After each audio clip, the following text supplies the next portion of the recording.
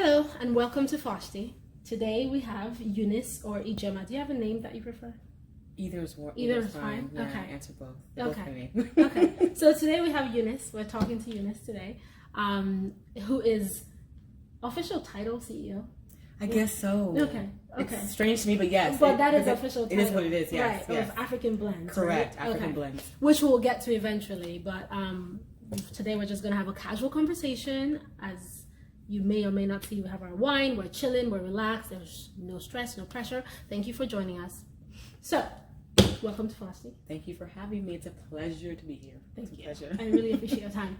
So, the first question of the day, I try to start with, because I like talking to, you may know, as I mentioned earlier, Foshty is really talking to first generation American immigrants, or what I consider sort of the middle bridge immigrants who either moved or transitioned to the US as a young child or were born and raised here to African parents. Gotcha. So I think you fit in the first generation immigrant scope. I do. Okay. So first question would be, where were you born and raised? Born and raised in Houston, Texas. I am from here. Okay. Born and bred. Okay. So yeah, this is home. Cool. This is home. This is home. That's another question. So you consider Houston home? I do. Okay. All my life, so yeah. With such a school, but yeah. You're right. Yeah. Okay. So have you how often have you been to Nigeria? Twice your whole life? My whole life. Okay. My whole life. I'm bad with dates, but I want to say 1996 was the first time. Okay. And then 2012 or 13. Okay. So by 2012 you went by yourself or parents? With my dad. Okay. And potentially just got a business opportunity there for myself as well. So okay. For work. Yeah. Okay. Yeah. All right. Cool. So there's this gap, which sometimes I like to talk to people just about the experience of visiting home as a visitor. Well, visiting what I consider home, which of course the US is your home, but visiting Nigeria with your parents and sort of the initial feelings or thoughts being an American person and visiting home. Can you think about what that felt like the first time? It's a great question. In 96, it was kind of nostalgia. I felt like, I have aunties and uncles here, quote unquote, we call aunties and uncles, but to actually have real family there to kind of put a place to the stories I've been told about. Yeah. So I just felt as a visitor, but kind of that I was coming to a place that potentially could be home. Okay. Does that make sense? Okay. Make sense? So yeah, it was still, I was still visiting, but it was like, oh my God. It was just like, this is familiar. Yes. But it isn't home. It isn't home. But it's familiar. But it is, yeah. And how long were you there? We were there for at least a month. At least a month, yeah. So, and I mean this in a very nice way. When did you start feeling the itch to come back? It's a real thing, right? I grew up in Nigeria, but every time I go home, there is a timeline. There's a certain number of days before I officially feel the itch to return back here. Which is funny because going over there, I'm like, oh, I'm going home. I'm so excited. I'm going to go. But then after I'm like, okay, great. So when do we go back? That's a great question too. I'm trying. 96 is fuzzy. 2012 is probably about a week in. I was good. I was good. About a weekend? About 2012. 2012. Yeah. Because of the frustrations just came with being in Nigeria. Yeah. Just, I was kind of quote unquote spoiled here. Yeah, okay. Because. Well, we'll just say maybe sheltered. Okay, thank you. That's what it feels. Yeah, spoiled sounds like. I feel like that's the right word, but yeah. Yeah, okay. Well, if you felt spoiled, that's cool. But you're right. Probably sheltered. Just things that become. You don't think about it at all. Like what? The traffic, the noise. The noise, getting what you need immediately, the light. Okay. Okay, I remember 96, we were all watching a soccer game, football, and all of a sudden lights went out. Everybody said, Nepa! Oh, yeah. I was like... Yeah, like, what's this? Just what is happening? Bring the lights. Like, can you give it back, please? I want it. So just adjusting to that. So I would say a weekend. 96, I was fascinated by Nigeria. Okay. So I had a different experience. Right. Yeah. Yeah. And then by 2012, you're a little older, you're a little more familiar with what to expect, so that is different. I'm curious, I know this is me, but I'm curious to know when you get that itch to like... So that's home. Yeah. Oh yeah, no, that is home. I think 14 days. Wow. Yeah. By 14 days, by 10 days, I'm feeling a little antsy. But it doesn't quite hit me until 14 days. Okay. Right at 14 days, I'm ready. I'm literally like, okay, where is the way to the airport? And why? It's a strange thing. Like, I love Nigeria. I really do. I mean, I love it. But I think it's a mix of all of that. It's also, so the first time I moved here, maybe 1996, and the first time I went back home was maybe 2006, I think. Okay. And that was the first time I really realized, yo, this is not home anymore. Like, this is home, but it's not. It's not the same. Right. And that first time I was very excited. I wanted to go home. It's like, oh my God, everybody, this is so great. Right. And then you come back home and you realize you're now an American visiting Nigeria versus a Nigerian that traveled and is coming back. Got you. And everyone responds to you in that way, that you're an American that's visiting. So you felt like that as well? I felt that in 2006. So what makes me start getting the itch? Water pressure. Water pressure? Yes. She did. Shower, water pressure. Water pressure. I'm being very honest. Yes. The traffic, I can sort of deal with. The heat, I can deal with. The water pressure thing. Where were you? I mean, everywhere. I was in Lagos. Okay. I went back to Port I went all east. I went back to Wari. I went back to my village, my mom's village. I went everywhere. So it didn't matter where you were, you still had the itch. Yeah. Okay. Yeah. Okay. I mean, the good food, the fresh food is great. So like, I feel great for 10 days. Right, and then like, I love this, but I am good to go. I can take all the memories with me and go back. So 14 days. That's my thing. Yeah. So and I'm curious because we're going to talk about African blends. Which, can you tell us a little bit about what the company is? Like, how do you define African blends? That's a good question. So African Blends is, we're a small food manufacturing company. Okay. And we're based here in Houston, Texas. And it's simple, just providing good food, simple ingredients. Okay. I don't know if I'd start with how we started, but well, we will get that to how we started because I am curious, right? America is home. African Blends is really, I think the first time I came across it was the fried peanuts. I knew that there may be other things already present or in the pipeline. Right. And it's interesting to think, well, when did you realize how much that peanuts were a thing? Like, when did it hit you, being American? Right. Yes, with the Nigerian parents, but when did it hit you that this is something our people are going to love and I want to do it? Yeah, so peanut is just a regular pastime in our house. Everybody eats peanuts. We eat it all the time. My parents roast it frequently, and so they did it. Yes, that's how it started. Okay, inception. Yeah. Okay. And so I feel like I just had a So friends and family would come over, and they love the peanuts, the home roasted. Nobody was thinking about a business at that point. Just sharing food amongst friends. Right. And a friend of mine came over to the house. I was with my parents, and she tasted some of the peanuts, and she loved them. She's like, oh my gosh, when I get back to Nigeria, I took everybody back home to Nigeria, you know? And so she's like, I'm going on a trip. I would really love a bag of peanuts. The only condition is that you guys let me pay for it because I want a big bag. Okay. So I must pay for it. Right. We all kind of laughed her off, like, don't worry, we'll get you a bag of peanuts. And so she came back and she got a huge Ziploc bag of peanuts and she put mine on the table. Okay. The Igbo of my mother was like, my mom thinks about 1 million businesses a second. She's always thinking about business. Where's your mom from? Can I ask that? She's Isochi, from Isochi. Okay. Yeah. So for her, she was like, oh my God, it's a business opportunity. We should try and see if we can put this in the store. So we had an uncle who had, shout out to Uncle Emeka, Mex-African. He was our first store. Mex-African on Bissonnette. He's still there. He's still there. Okay. I've seen that. I remember. Okay. Yeah, he's still there. I was like, I've seen that before. He's still there. And so we were like, let's try some samples and see what happens. He's like, yeah, sure, bring it in. Let's see what happens. Mm-hmm. That weekend, he was like, we need more. Wow. And so the wheels in my head started turning. My mom's like, well, I don't know how to. How long ago was this? This is 2012, 2013. Okay. 2013 is when we kind of hit the ground. End of November 2013 is when we incorporated. But, and so that's how we started. Okay. And sort of the rest is history. Long history, but it's history. Yeah, but it's history. Yeah. All right. So 2012, 2013. What's been your, I guess, what would be the most challenging part of starting your business and focusing on the African community here in Houston? If any, question. I mean, it doesn't have to be. It could all just have been wonderful so far. But if anything, trying to start a business, because really that's your clientele. That's who you're serving. Right.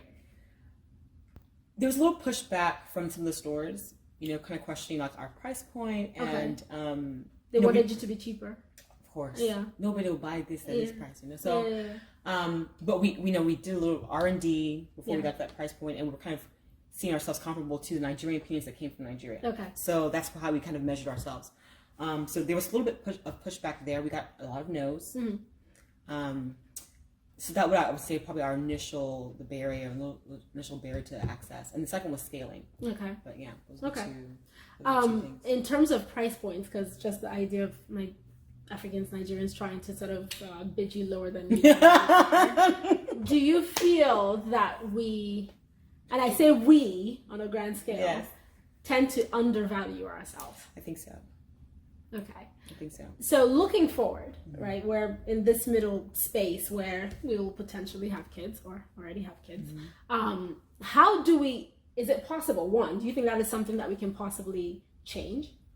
And how do we do that effectively? Because it almost seems like we take some pride in that being a cultural thing. Like we want to beat you down and see how cheaply we can get your services, your products, which is a cycle of sorts, because we do it to you and then you are now lower than the average of the other people. Right. But we still expect in some terms the same level of professionalism and the same quality, but we want you to be cheaper. Right. I think. Sorry. That was my question. Like how if you were to predict how that could be manageable, what would you say moving forward? I mean, good thing that you stuck to your guns. Right. For what you felt you deserved. Right. But moving forward, as you scale up, as you get more products in, and also thinking about your children and really that sort of cultural disconnect, how do you instill that in them? I think defining what quality was very important for us. Okay.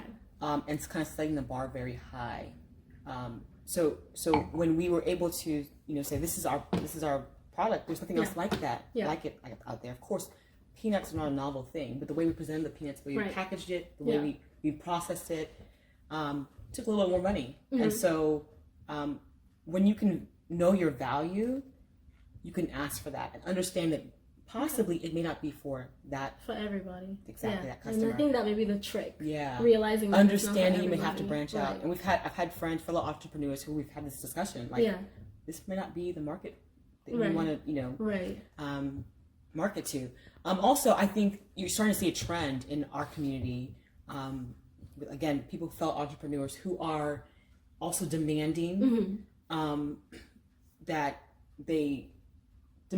quality, we don't compromise that, and the price, and we're seeing that people in our community are also willing to pay for it. Right. So it's not everyone. No, it isn't. So question, do you find that those people that are willing to pay for it generally tend to be younger? Is that, and it's a presumptuous question, but is that? I think that's a fair assessment. Okay. Right, but I would also say that I don't know that our demographic, in terms of the age group that purchase our peanuts in the brick and mortars, I think there are a lot of older people that and pay, that still works. And they're buying it. Yeah. Right. Okay. So my other question, because this will drive into something else, mentorship. When you were getting started, did you want or seek out mentors? I mean, with your parents already kind of doing it at home, maybe you didn't need it, but in terms of trying to grow a business, establish a business, and partly why I'm asking is also this question that at least I find myself wondering about community, right? Community building and how we can effectively do that. Where we live in Houston, I'm sure you know the difference between Bissonnette and Bel Air. Right. And I think a big part of that is community. Yes. And an intentionality around building community. Right. And actually taking our personal biases and our personal issues and our personal, concerns out of the picture and growing a community. What has been your experience in that space, if any, in terms of maybe having mentors as you grew? This is what? 5 years now? Yes, 4 years? Almost 6, almost actually, 6 years. Yeah. So as you're growing, as you're trying to determine what's next, what have you experienced with mentorship from others? What has been your experiences or thoughts around mentoring other people? So let's say someone is watching and they're interested in starting a food business in the market. What's something that you've experienced that could be helpful for somebody else? Okay, so I'll break that up. Okay. I think one, mentorship's been essential for our business to grow. We're not, none of us were versed in food manufacturing. Right. Nobody has a background in food science. Right. None of that. So for us, it's a vital part of our success. Yeah. For me to get that mentorship. Also, you mentioned Bissonnette and Belair. Now, community is also important in terms of, for me, for mentorship. Yeah. And interesting enough, I'm an Igbo, from an Igbo background. One of my mentors happens to be a Yoruba man. Okay. You know, another one was, I believe, Efik. So, and they're older. Right. And I think just having the conversation, being able to be open, what you're doing, just getting a feel for who they are, and right. being open about open to having the discussion. One thing I know that with our community, sometimes, let me not stereotype, but there's this, I don't know if this is skepticism or this, I would say skepticism of or this kind of lack of trust with our community, which tends to keep us, you know, kind of in nice silos. Yeah, exactly. Yeah. And I think that that's part of the issue, is this lack of trust. Yeah. That I think that's one of the barriers to kind of being open and having mentors. So yeah, I have mentors: Filipino mentor, Indian mentor, Jewish mentor. Okay. So and how did you seek them out? Like, how did those relationships or connections? I wish I could tell. I assume they're all in the food industry. Yes, they are. Okay. And in different areas of the food industry, okay. but not all manufacturing. But it's funny, I don't have a formula. Okay. But what would happen was just, you know, somebody would say, oh, there's this person that, you know, works over here or owns this store. Go and talk to them. Have the conversation. Right. For me, it's all about relationship. Right. Relationship building. And that's what I did. Just have the conversation. This is what I'm doing. You know, I'm interested in knowing anything I can learn from you.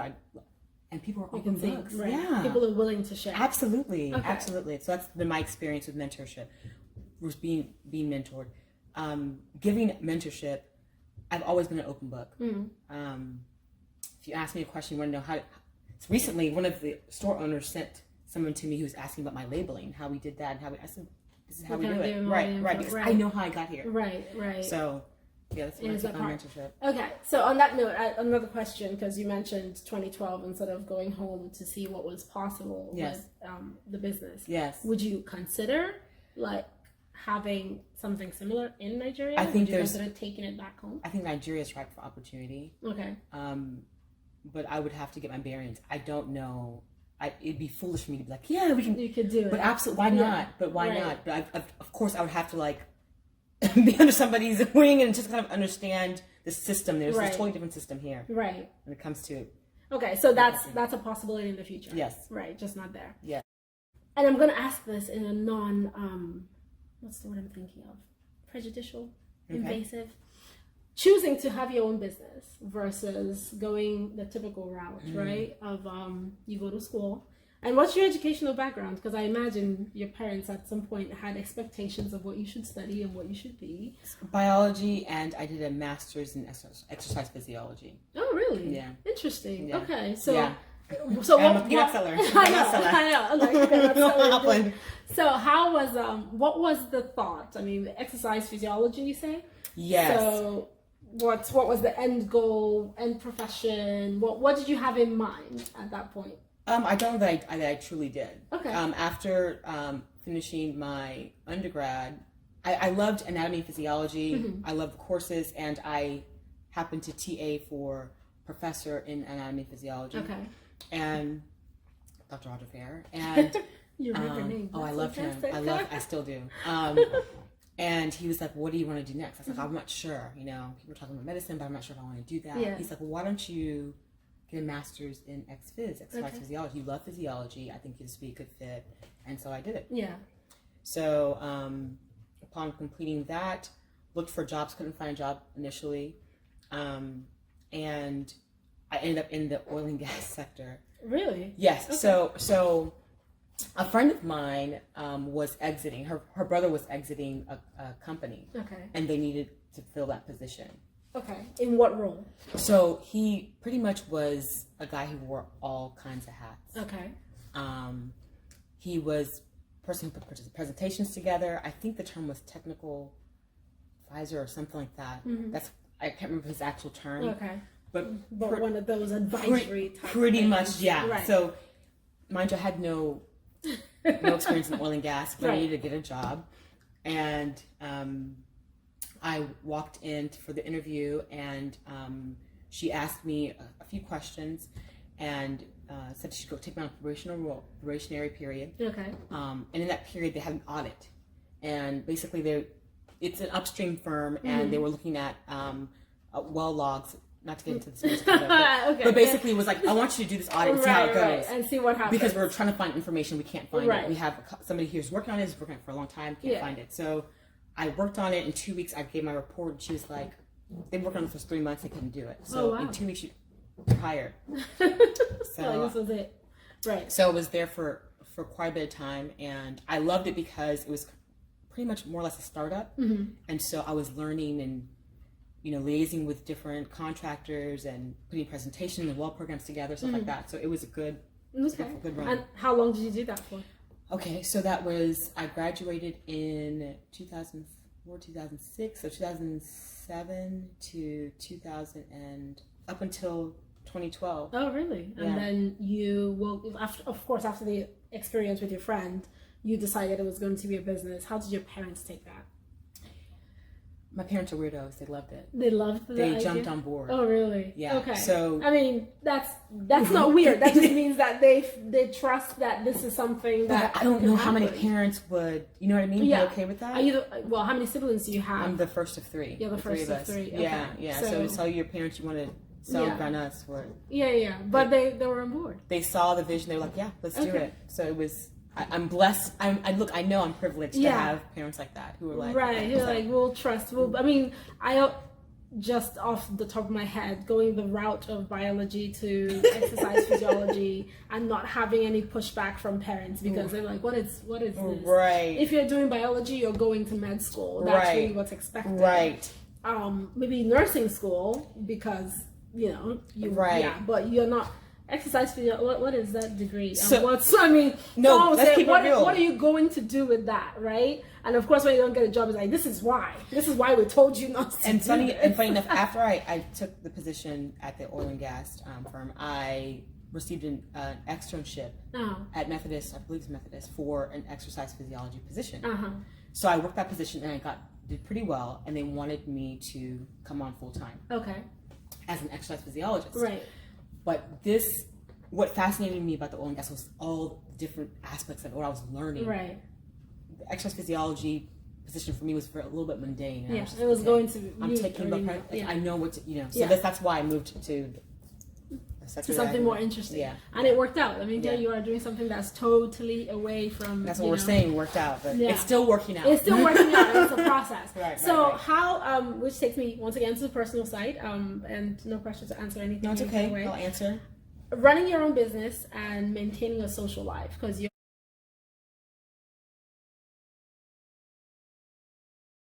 What has been your experience kind of being in charge of your own business and managing people and expectations while also trying to live your 30s? Right, which I'm almost waving goodbye to. But yes. How? Honestly, when people talk about work-life balance, I used to stress myself out about work-life balance and the lack of work-life balance in my life. But I realized you go through seasons in your life. Right. And when you're starting a business, like Gary Vee is like 60, 80. Well, Gary Vee is a different kind of. It's a bit much, but I have to quote him because. But you know what I mean. Yeah. You have to. I love him, by the way. So likewise. Yeah. I just had to put the time in, and something had to give. Right. Something has to give, but I didn't feel. I don't feel like I don't have any regret about it. Yeah. I know it had to be done at that time. Yes, it's a sacrifice, but for me that was my path. Again. I'm all about custom fit. This is what worked for me. For you, right. Maybe something else for somebody else who needs more balance. Right. And so as time has progressed, I've had a little more time to, get a little more social life. People may say it's not. But in the beginning, you knew that it wasn't. This was your focus was this, and this is what you're building. Yeah. And that's I think that's the benefit of having phases and having a support system that actually infuses you what you're doing as well. Yes. You're able to take things in little I'm chunks. very grateful for that. Yeah, there's a book I read recently, The 12-Week Year. I don't know. I think it was Darren Hardy. I'm not sure, but just the premise is taking goals and plans in chunks of 12 weeks as opposed to doing the full 52 weeks. That's real. Because then you end up taking a longer time and planning things out forever. Right. So that never happened. Yes. Right. So there was a question you asked me earlier before we actually started recording about multitasking, kind of, and how you're able to do. That book has been very beneficial because for me, I take my projects, jobs, desires or goals in little short increments. So within a quarter, I can say I want to pursue this and I am going to do this. Like Foshty, for instance, there's a certain time when I'm saying I'm recording, I'm meeting people, I'm doing all this. Once that's done, then I'm pausing. I'm not doing anything Foshty for a certain period, and I will just entertain other aspects of my life. So that's interesting that you have sort of something similar. Yes, you have that a lot. That's good. That's good. Thank you. Okay, so we are kind of getting to where we get to reverse roles a little bit. Yes. And as my guest, you can get to ask me a couple of questions or on anything that you would like to know, that you'd like us to discuss before we gently wrap up. I admire her, by the way. I told her, and I said this off camera, but when I first met her, but I might as well say it. Yeah, well, we're recording, so let's go. And this, once again, casual setting. I think I've been drinking wine. I haven't seen you take a sip. I took a couple. Okay. So yeah, let's talk. One thing about Chris Rock talked about, meeting the rep, and I was telling her that one thing about her is that she's very genuine. I feel like I'm not meeting her representative, or the person that she wants me to. I'm meeting her, and that's what I love about her. I'm going to ask you just a very broad. Somebody asked me this question a couple of weeks ago, and about you or about me? About myself. Okay, I was like, and I thought it's third party. It's a very open-ended question, but I was like, how do people answer this question? So the question I was going to ask is just, if somebody to ask you, who are you? Wow. Yeah, that's how an would interesting you? One. Yeah, how would you answer that? So trick question, but initially, several years ago, something like that came up. I had my cousin Muna Abi, who asked me something similar, kinda, and jokingly I said to her, "I am SMY." Right, which was funny because at the time I just meant I am myself. Like there's no who. I don't see it as who I am because I'm just myself. So in any given situation, my goal is to be myself. However myself comes forth, I am okay with that because I am myself. On another hand, I think part of me being content and comfortable with being myself means that I give myself the flexibility and opportunity to be true to circumstances versus to roles. So kind of like you're saying, in a certain situation, you say, oh, this is the role I'm supposed to play. This is how I am supposed to. I've tried to rid myself of that and just be authentic. And that's what I meant. Yeah, so that's the only way I can answer that question. Who I am, it's as a wine. You're getting me. That's it. I don't think I'm necessarily a woman, a mother. Some people define themselves by all that, a wife or girlfriend, whatever it is. I don't think any of those things define who I am. Maybe to some other people that's part of the definition. I just think I am me. And all those other roles are part of what circumstances I present, and in each one I get to decide and I get to be authentic in those things as well. Does that answer your question? That, yeah. Okay. It does. I was like, I'm just talking about, I don't know if I'm answering your question. No, it does. which kind of leads me to my next question when we talk about roles, because I think that's how we take on our identity. Yeah. Especially as Nigerians. And as women. Especially as women, we're literally born, and you're someone's therefore you must be A, B, C, D, E. Oh, you're the baby, you must be that, and you're a woman. Oh, you must cook, you must clean, you must marry, do this, you must marry, you must have children. What if you wake up and say, I actually, genuinely, I don't want this. Like I can be true to myself and say, I honestly don't want this, and that's okay. And so my question would be to your child, to your daughter. How would you present this idea of self, of understanding who you are? Boy. Yeah, that's Is that a loaded one? No, it's not loaded, but you're hitting my passion point, especially for my girl. So I have a boy and a girl. My daughter is older; she's 4, about to be 5. I find that, and I struggle with it because I have to make sure I don't take it too far because I am very adamant that she is true to herself. I am very adamant that I don't. Another book that I read, which if you like books, The Conscious Parent. The Conscious Parent kind of talks about doing parenting in a more aware state versus doing parenting as we're taught by our parents or society.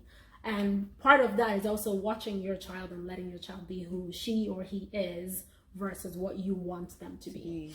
So how do I manage, especially with my daughter, something as simple as she's a shy, I think we talked about this briefly, she's a shy girl, very smart, very attentive, very perceptive, but she's shy. Part of that shyness means when she meets people, she's a shy one and she doesn't necessarily smile that much. Okay. I see myself a lot in her.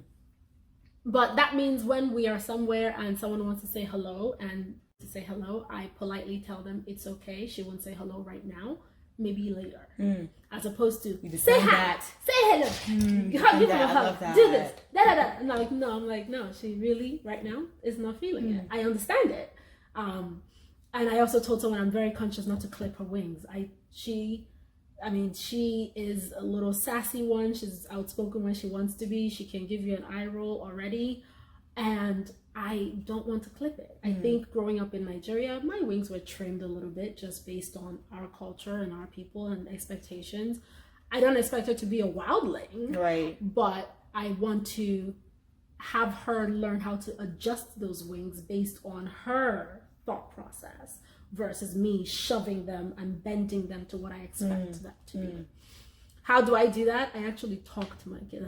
Sometimes I yell. I have spanked a few times, but I try to talk to her and let her think like, okay, this is A, this is B.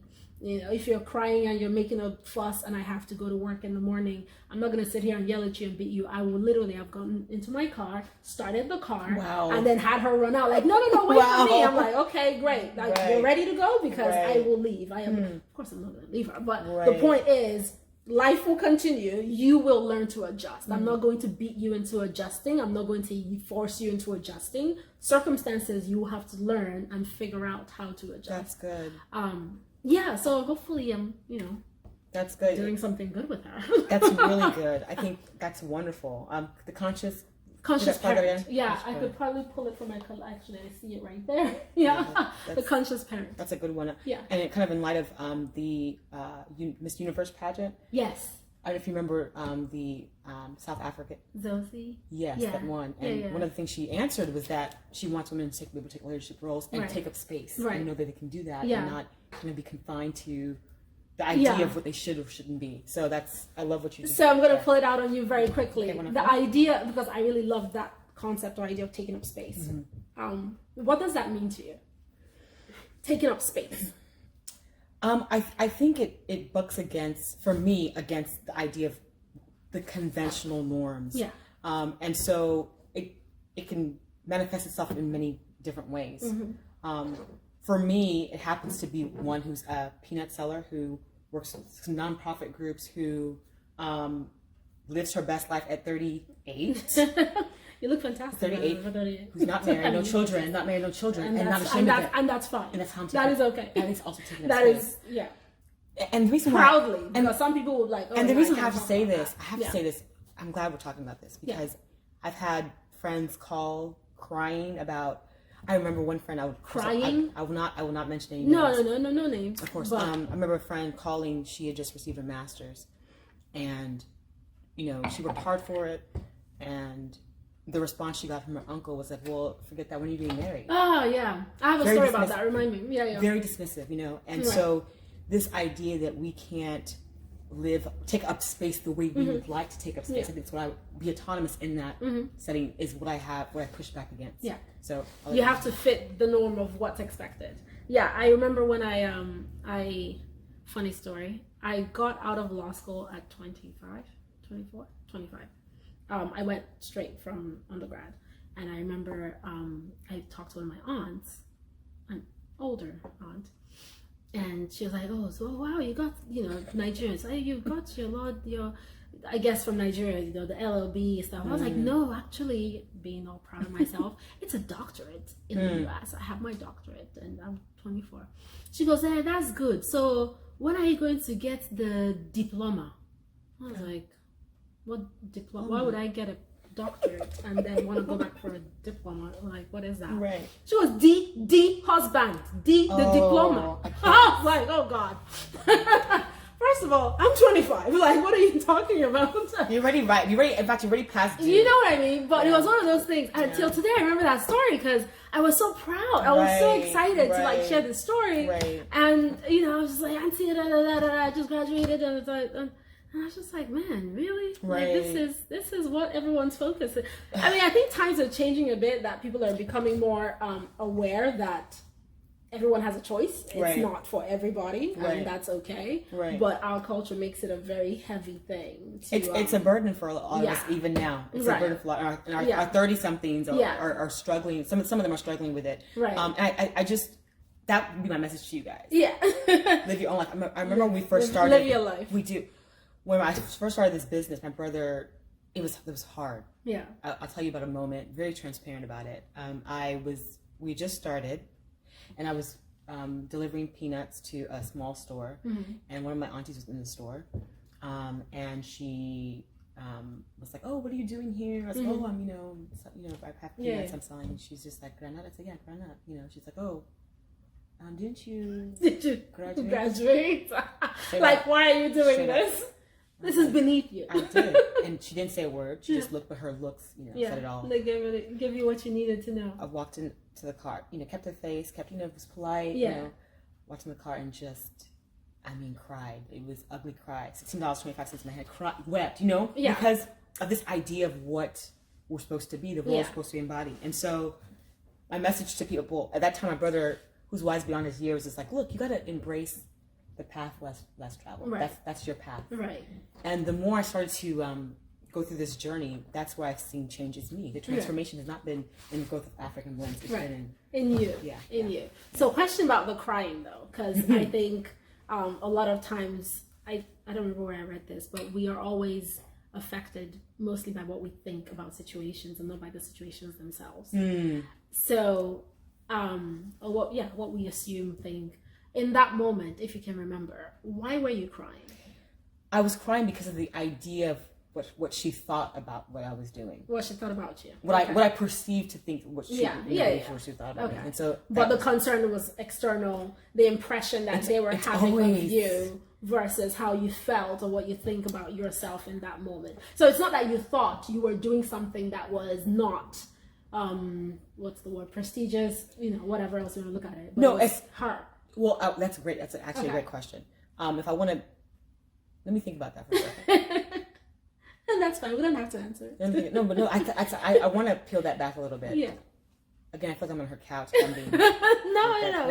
We're just having a conversation. So in that moment, I was very.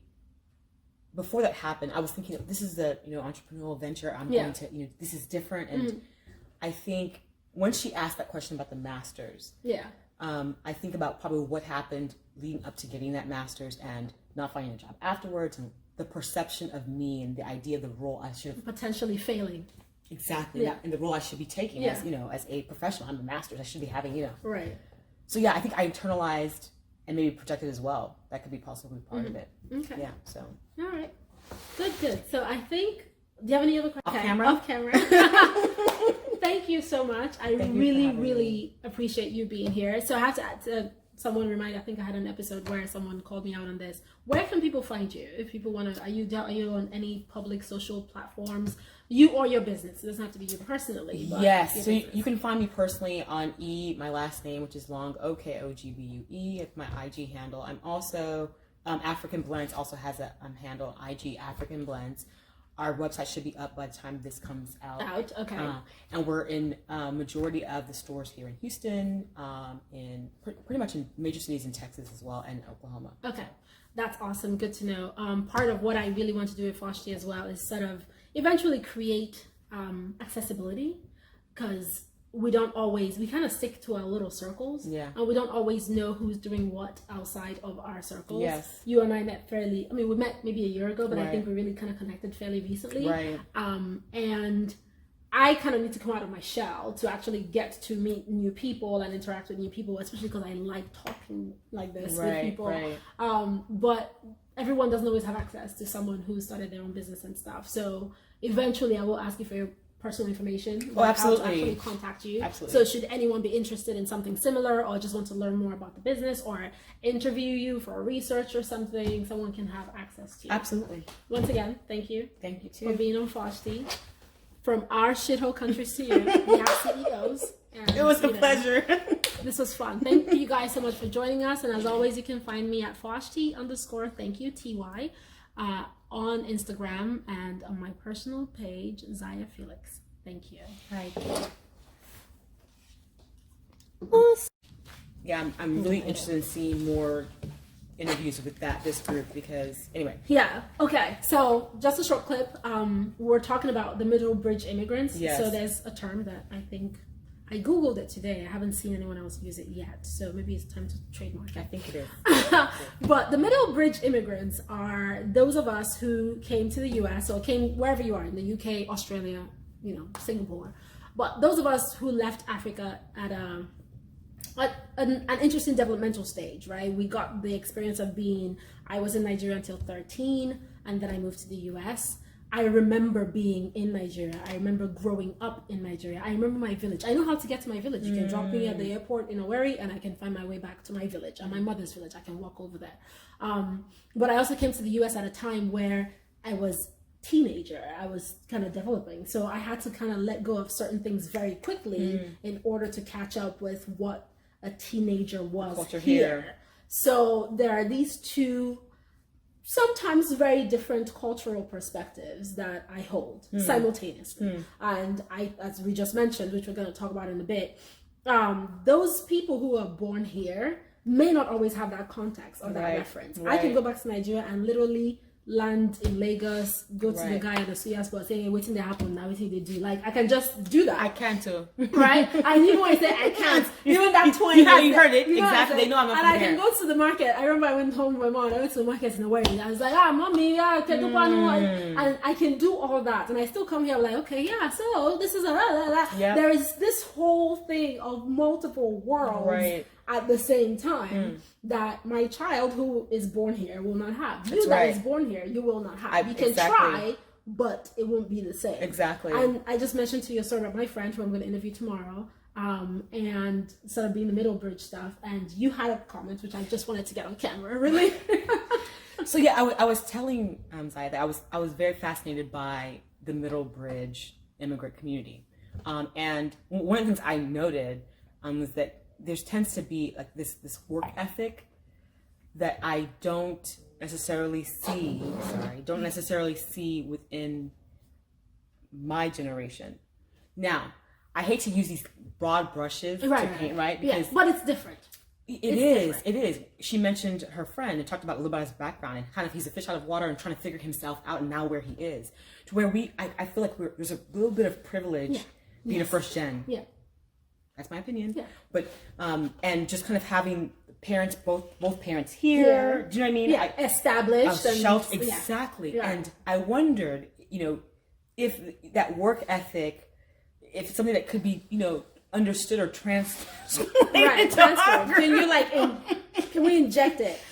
Because it's not just a work ethic thing, right? I spoke with another friend of mine, Lynn. Hi, Lynn. Who is the creator of Ziva's World, which is a children's cartoon series. And so one of the things that we talked about in our episode was the issue with most of our parents, at least some of us, surviving. I mean, not that things were bad, but depending on when you moved to the US, you had to come here and figure out what survival looked like. Right. Some other people came here and established themselves before they had kids. Right. So those kids don't really get that context or experience of parents trying to survive. When you've already kind of seen or experienced life in a different way, privileged or not, and then you come somewhere else and see a different perspective, privileged or not, it's still a different perspective. Right. Something as simple as NEPA. Whether you have money in the US or not, generally you have light. Simple. Correct. In Nigeria, whether you have money or not, generally you've experienced not having light. Correct. your gen could be massive and then it's put on, or maybe it switches off right when it goes off. Right. But at some point you've been somewhere and the lights have gone off. Right. So it's a different context. Right. And the educational system is also different. I think the way they taught us, I remember coming to the US and I literally was in school like, oh my God, what is this? They gave them the exam. They give we were us so all, backwards compared to they give us all the exam for us to read and then come to school tomorrow and take it. And my mom was like, no, it's a review. I'm like, what? Right. You should read the whole book, right. then come to school, right. and then figure it out. Right. So there's little things like that. I think part of it just also gets some of us to kind of think differently. Right. And by the time we get here, or by the time you're raised here, that seems very foreign to you. Like, why would you guys do that? Right. I mean, a review gives you concise, focused areas to pay attention to. I'm like, no, that's just giving you the answer. Like, that doesn't make any sense. Right. But right. little things like that. Right. But I think it also gives us a measure of grace towards one another. Because understanding where this person grew up, what their background was like, I'm a product of my environment, so to speak, right? Yeah, and so absolutely. having two parents there, understanding that these things helped to shape who you are, right, and how you see the world, right, and your perspective. Right, right. So yeah, Middlebridge Immigrants is maybe in 10 years that would be a thing. I'm ready to see it. Like, I'm fascinated to hear I'm about like, you guys. let's talk about this. To hear about this your whole community. Let me see, and then I think get me to come talk about Middlebridge Immigrants when it's a presidents is different. It's a conversation. That's a different conversation. Yeah, I'm not doing Stop. that. Nothing about politics. We won't. Yeah, we won't. but Foshty. Oh, anyway. Right, but and here we are. No. But I think sometimes we're kind of lumped together. Yeah. And I think it's worth having this discussion about the uniqueness of our. Yeah. Yeah. And that's really a part of what this Foshty platform initiative idea, whatever it grows into, is really finding those immigrant stories that no one hears about. Because I am sure on some level you're kind of curious as to what your parents' experience was like. Here. I've heard, but still, so them and their friends and all that stuff. And hopefully I'll get a chance to talk to other people beyond just our age group, but our parents, and their friends and what their experiences and their thoughts. And I would love to hear about that. Things that they experience that we will never have to. At some point I'll talk to my mom. And something about her coming here by herself as a young woman. She came several years before I did, as a young woman, and trying to sort of establish herself here. It's a very different story than me at the same age. Right. So when I look back to what she was doing when she was in her 30s, and where she is and where she was at that time, at least trying to get herself grounded, and where I am in my 30s, it's like night and day. Right. Based on the fact that I came earlier, and I had, being at that formative year, I had more of I was able to grasp onto the American mentality quickly enough to infuse that into my 20s and how I functioned and how I dealt with the world. Absolutely. And not all of our parents got that. Right. Just to pose that to my dad, who, from the male experience too, as opposed to the woman experience that during that period of time, and understanding, you mentioned things like them trying to survive. Yeah. Survival was key, and so it makes sense when they wanted us only to be doctors, lawyers, engineers, things like that. We start talking about understanding things that guarantee that your future would be set. Right. That you would be, at least from their perspective, then guaranteed. Now we know that nothing is guaranteed. Right. I mean, the pace of technology alone would change everything. Absolutely. It is already. It's already. I mean, medicine, law, whatever it is you're studying, at some point something is going to change, and you have to work again to keep up with the pace. But that's probably conversation. Don't miss Foshty. Yeah, Foshty. Definitely follow us. We hope to have more conversations and get to talk to more people and get to really experience what things are like for African immigrants and their experiences. Thank you again. Bye.